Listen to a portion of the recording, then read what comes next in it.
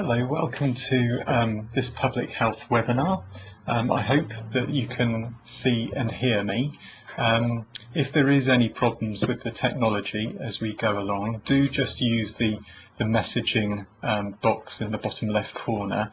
I've got a colleague here who will be able to help you if indeed you're having some technical difficulties.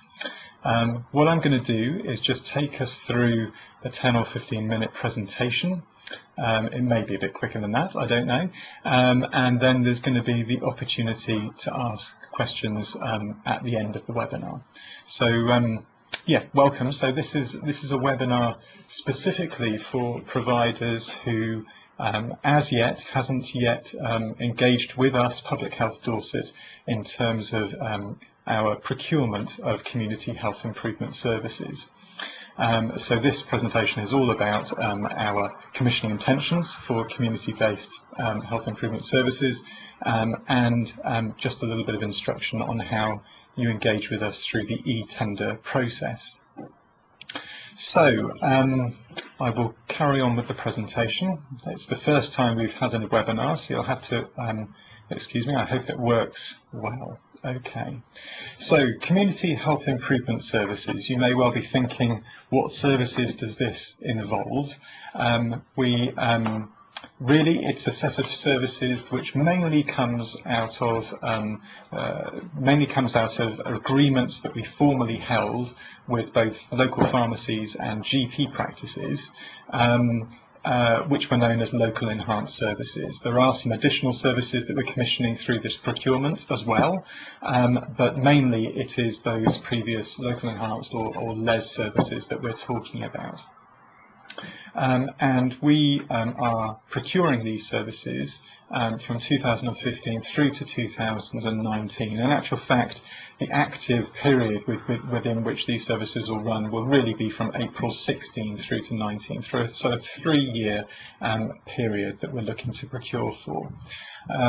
We are doing this through an electronic procurement system, and I'll go through some details in just a moment as to how you engage with that, which means that actually you won't have to engage in any paperwork and signing off and sending back and forth of contracts, etc. It is all done electronically, which we think is a great advantage. Also, we're going to be using a new procurement system for these types of services called a dynamic purchasing system, or a DPS. And again, I'll run through during the course of this presentation a little bit about what that means and how you work with us around the DPS. So what you have on the screen there is just the cover shot of our prospectus. We produced a prospectus, and much of this presentation is going to be just referring to that prospectus. So at the end of this, you're able to click on the prospectus and you'll be able to download that and read that yourself at your own leisure. So what services are we looking to procure at the current time? This slide shows 9 different service areas, or in the language of the DPS, what we refer to as lots. So 9 lots of service areas. You can see immediately that it's quite a number of different services that we're looking to procure through this system. And we certainly I think some of them we're looking to activate really quite quickly, and you'll see that in a few moments. Some aspects of this we won't be actively procuring until into next year. So, but that gives you an idea of the breadth of services. It may be that your provider already provides some of these services, in which case you're going to be really interested to see how you might want to continue to provide services for Public Health Dorset in the future. So I mentioned earlier the dynamic purchasing system, and this system is fairly well tried and tested in a number of different areas. It's the first time that we've used this procurement tool specifically in public health. But the system, the process of the DPS involves 2 really distinct phases. The first phase is about people being providers coming forward and us approving, establishing a list of approved providers. The way in which you do that is through answering a series of questions which we have called essential criteria. We'll go on to look at essential criteria a little bit moment. So assuming you meet Public Health Dorset's essential criteria in relation to the various service areas, you will then automatically be accepted as an approved provider and put on our approved provider list. The second part of the DPS process is then the active tendering stage, where we will post a set of specifications and requirements, and then you will tender as an approved provider for the delivery of those services specifically. So it's useful to think of it in those two distinct parts of the process. And really, hopefully this webinar is really aimed at those people who haven't yet engaged with the first phase of the procurement process. This slide just describes a little bit in a process sense as to how it is that you engage with this process. So I mentioned earlier that it is an electronic procurement system, and what that means is you will have to register on a website called ProContract, and that's the first step in the process. Once you've done that and you've registered, you then will be able to see the range of services and those lots that I showed at you earlier. You'll be able to see those and also see the essential criteria that you will need to meet if you want to compete for services under those lots. You then need to apply, you then need to specify where you stand in terms of our essential criteria. Some of our essential criteria are just answers yes or no. Some of them will require you to upload a bit of additional information. Again, I'll come on to that in a little bit more detail in a moment. Assuming then that you are successful in terms of becoming an approved provider for us, we'll then place you onto our list, and you will then be in a position to compete for contracts from that time onwards. We then run through that tender process and award contracts on that basis. So again, those two phases. This diagram just is a schematic almost of our particular DPS for Public Health Dorset. You can see we've called it service descriptions. As I mentioned earlier, that's the references to the 9 lots across the top, from NHS health checks on the left right through to vaccination programs on the right. So when you first come into the system, that's what you'll be able to see in the ProContract on the ProContract website. You then go through that process, the next bracket down, of essential criteria, and filling it out and becoming an approved provider. So that blue section of this slide is that first phase of the process. We then put up onto the system service specifications and a set of evaluation questions, which we sometimes refer to as the call-off contract phase. So you then will apply under that under those call-off contracts for the then subsequent delivery of our services. Hopefully that's just another slide schematic which makes the process quite clear. I mentioned to you earlier essential criteria, and this slide just sets out some of the essential criteria that we're going to be requiring of you in terms of that first phase of the process. And what we've done, this is a slide which has come straight out of our, or a part of the slide which comes straight out of our prospectus. So the complete details are available there in the prospectus.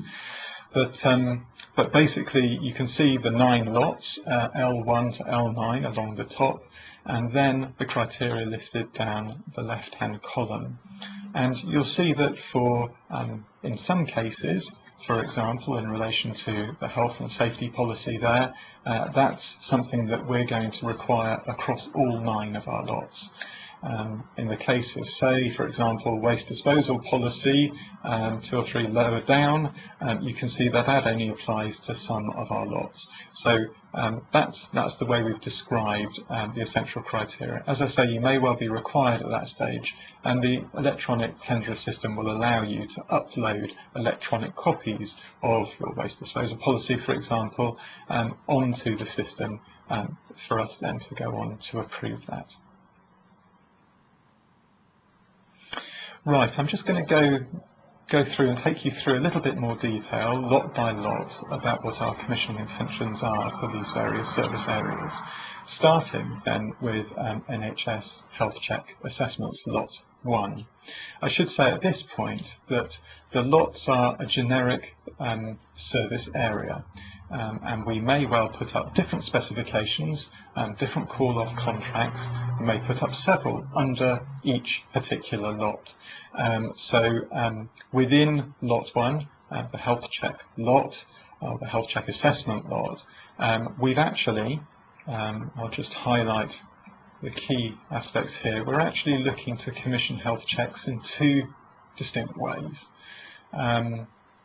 And that's what's described there. So first of all, I'll deal with the blue one, core health checks.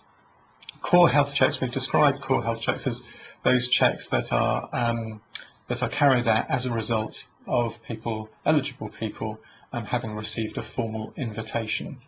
For those of you who've been engaged with NHS Health Checks programme till now, you'll realise that we invite all of the population between the ages of 40 and 74 for a health check if they fit the eligibility criteria. If they've already got some existing disease, or then they're excluded from the programme. But because this is particularly about picking up people prior to them being unwell.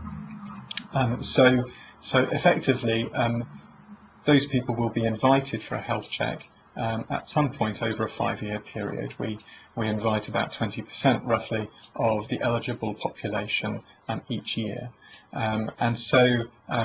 Core health checks are those which come as a result of having been invited through that process.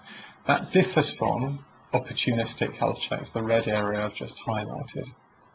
And opportunistic health checks are those who, again, people who would fit within the eligible criteria, but we take those opportunistically. Maybe they're attending for another service area. Maybe we're outreaching into communities to actively go and find people for a health check, perhaps those people who are less likely to come forward and respond to the invitation. So we have core health checks and opportunistic health checks. The one thing that I would say about this particular lot is that we will be putting up different specifications for those 2 different areas, core and opportunistic health checks. Our core health checks will be looking for providers who are able to provide core health checks across a whole locality. I'll come on towards the end of the presentation to let you know what we mean by a locality. Opportunistic health checks, we may well be putting up a number of specifications over time which may be linked to particular events or a particular number of health checks that we might want to commission in relation to a given community over a particular time period.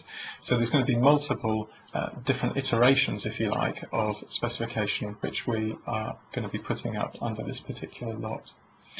Lot 2, I'll just move on then. I mentioned earlier that our intention for core health checks and invitations is to commission those on a whole locality basis, and that's really the key aspect of this. We have in Lot 2, we're commissioning NHS Health Check Invitation Management System. This is recognising that the activity to invite people in a systematic way is quite separate and distinct from that of actually conducting the assessment. So we've put health check invitations into a separate lot within the system. And again, we want to commission those by locality. Just move on then to Lot 3 and Lot 4. These are sexual health lots, again divided into two different areas, two different lots. Level 1 basic level contraception, sexual health and reproductive healthcare services in community settings, and then lot 4 is level 2 sexual health services, testing and treatment of symptomatic but uncomplicated infections and the provision of long-acting reversible contraception in community settings. So, a couple of things to say about this.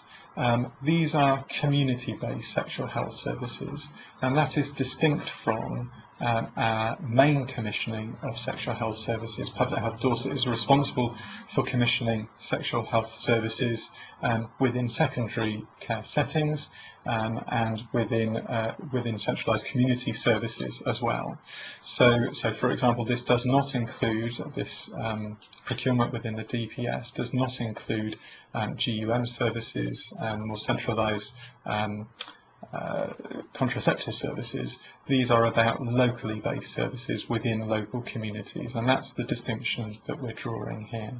So lot 3 in particular then, I just wanted to highlight emergency hormonal contraception. This is a service that we want to get on and commission quite quickly through the DPS, and this is a priority service for us. What we're calling an essential service for public health, and this is one that, effectively, if you are already a Public Health Dorset provider providing emergency hormonal contraception, we really hope that you will want to stay with us and continue to provide that service. It's really important that we have differentiated a little bit within these 9 lots between those areas of service provision which we see as being really essential. When somebody needs emergency hormonal contraception, often that person might feel vulnerable, might feel panicked and worried, and obviously there's a time period within which they're going to need that treatment.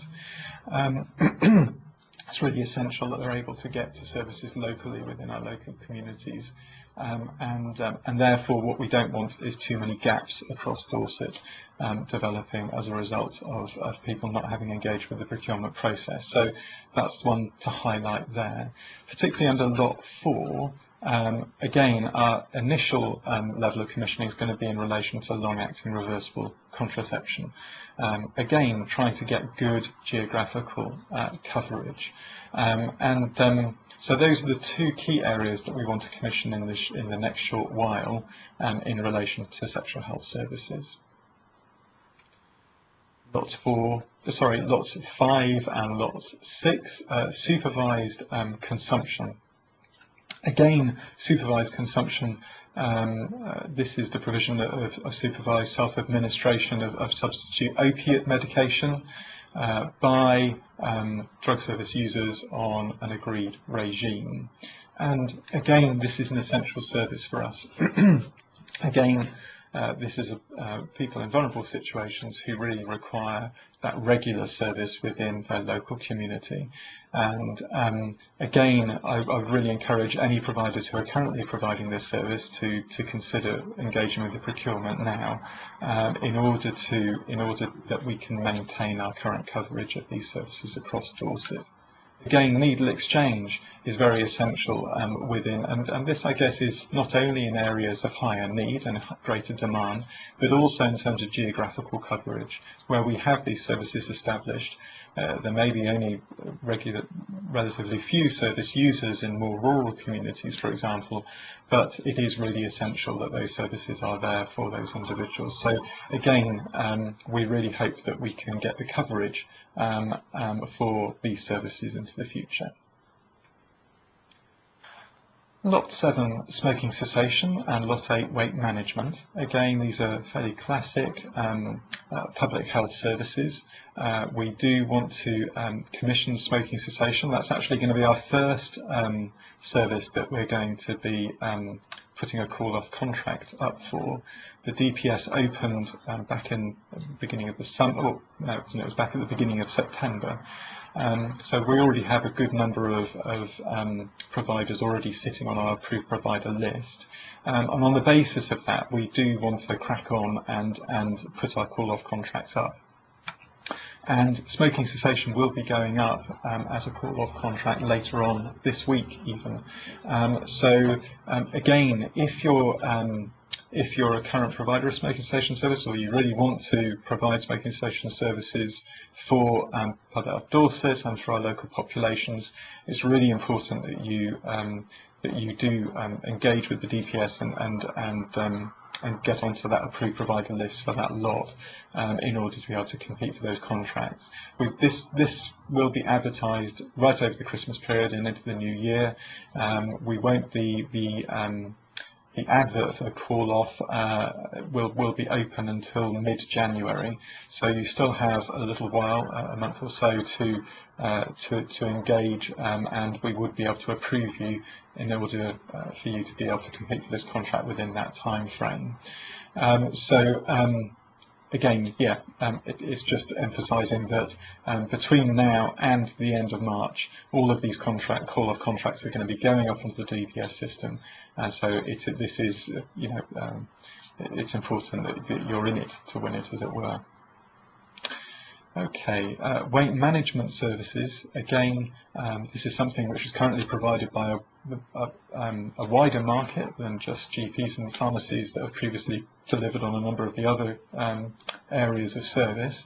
But again, this will be something that we're going to be putting call-off contracts up in the new year. So again, there's a good description of those services there. And then finally, lot 9, immunizations. One of the issues for us with the DPS is that we've had to do some pre-thinking about how to design the DPS. Once we have our lots established, we're not able to change those. So whilst we don't intend to commission any immunisation services immediately, we very much envisage that we will be during the course of 2016 later on in the year. And so we have put an immunisation lot up in the DPS to allow us to be able to commission that next year. As it stands, there's a particular vaccination programme, the flu vaccination programme, that we want to, or at least a part of that we want to put through our DPS in this way, and that's particularly flu vaccinations for eligible staff within local authorities, something which currently pharmacies in Dorset are really quite engaged with. So we'll be using that for next year. On the right hand side here, this is I just wanted to highlight really that these two web addresses are really essential for you in terms of engaging with the e-tender process. Public Health Dorset website, the one below there, has lots of information and guidance on there as to how you conduct and get involved with the e-tender process. Supply in the South West is the website to go to in order to apply and to go through that process. So yeah, I'll remind you of those again in a few minutes' time. I mentioned earlier, particularly in relation to NHS health checks, that actually we very much want to use a locality model for the delivery of these services, whereas previously, at least in relation to health checks, we have commissioned these through individual pharmacies and GP practices. We very much want to amalgamate that and to find providers who are able to provide across localities. And so I've just included this map here, which just shows you when we talk about localities that actually we're talking about the localities that have been determined by the Clinical Commissioning Group for Dorset, and there they are. So we're very much going to be looking for a number of health checks to be delivered in each of the localities. Okay. This is just, I mentioned the Public Health Dorset website earlier. We have a particular area of the website for community health improvement services. This is information about the procurement and information guidance. Effectively, you've got guidance there on what consortium working might look like. It may be that as providers you may want to work together, particularly if you're wanting to provide services across a whole locality. So there's some guidance there from Dorset County Council. We have information about the e-tender process and a guide as to how that works on the ProContract system. We also have there some frequently asked questions, some FAQs in relation to the process, which we hope you'll find useful too. And then down there at the bottom it says download Community Health Improvement Services. That's a copy of the prospectus, which really takes you through what I'm taking you through in this presentation in terms of details of those lots and details of how to apply.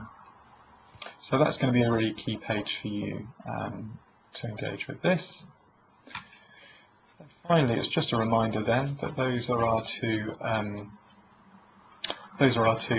key websites for you to go to, and PH Tenders is our Public Health Dorset email address if you have any particular queries or need particular help in relation to our commissioning intentions over these coming months. I think it's important to say that Supply in the South West has its own help desk, so if you're getting stuck with the system at all, they have a group of people there who you're able to phone up and will help you through the system. Supply in the South West is just in the process of introducing a new version of the website. So if you have any glitches, there may be a few glitches over the next day or so in terms of your engaging with the website. Hopefully it's going to be working quite smoothly. I know that I've spoken to colleagues today and they are telling me that things are improving and should be all fine within the next couple of days. But that's just a little note to say that that they're upgrading the system. So now we've come to the end. I don't know if those of you who are participating in this have any particular questions on the basis of this presentation. I'll just have a quick look down at the. Right. I think that is it. I'll just wait on for a few moments longer. But if you have any questions, please just do use that messaging service, and I'll answer them as best as I can. I know that quite a lot of people will be choosing to watch this webinar. We're recording the webinar and putting it on our website, so I know you may well be accessing this at a later point in time. Not a problem at all. If you have particular questions about what we're seeking to do, then please do contact us using the PH Tenders email address. Right. Okay, I've got a question here. Once an application for approved provider is made, how long before we hear? We're currently approving on every 2 weeks in effect. So whilst people can apply, and something I should perhaps have explained a little bit earlier, that the DPS is a system which is open at any time. So as I mentioned earlier, it runs right up to 2019, so you can still apply to be an approved provider in 2017 if you wish. That part, the first phase of the application, is open at any stage to you, which is a bit different from other procurement methods, but allows us to develop the market over time potentially.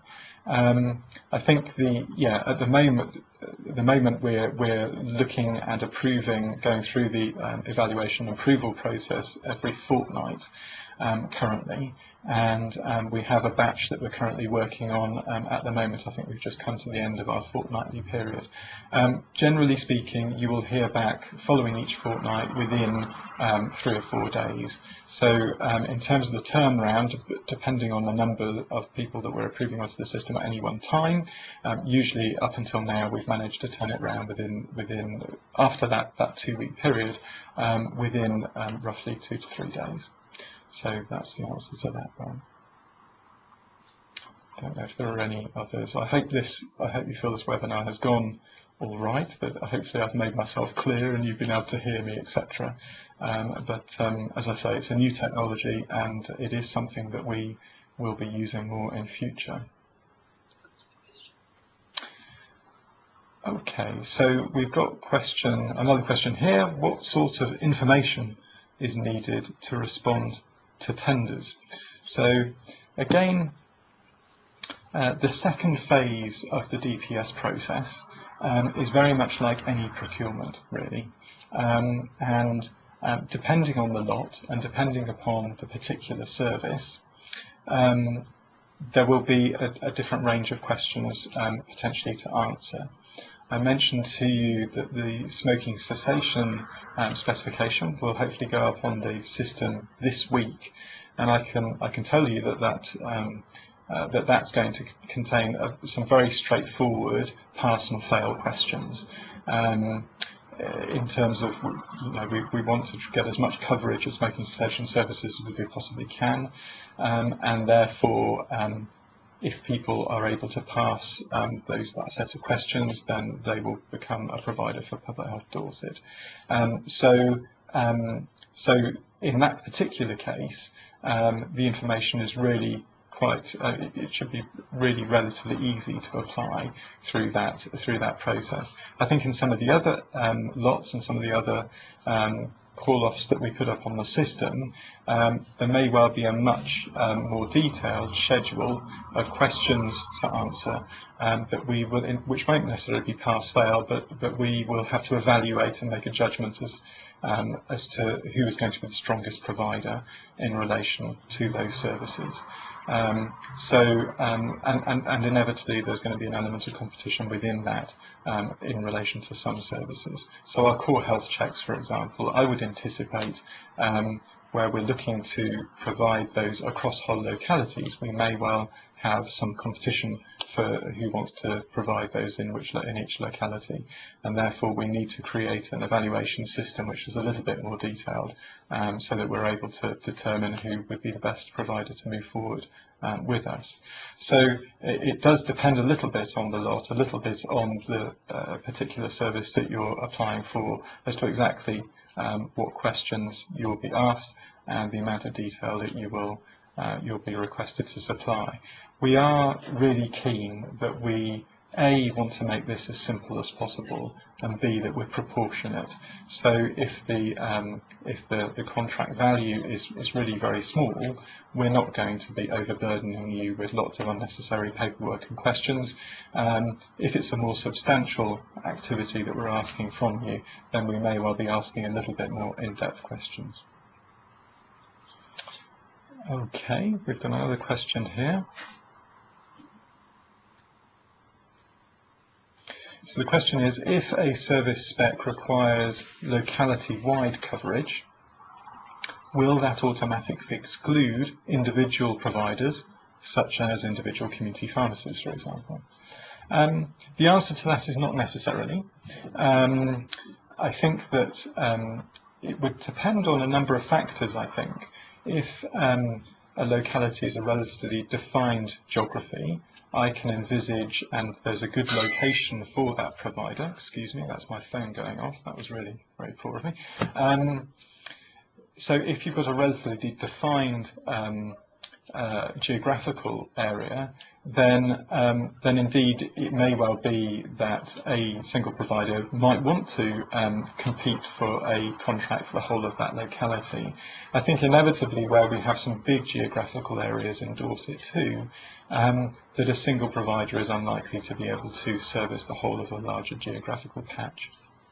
I think the other thing, just to emphasise again, is that where you're competing for to deliver across a whole locality, I think inevitably the best way forward is to seek to collaborate with other potential providers to be able to do that.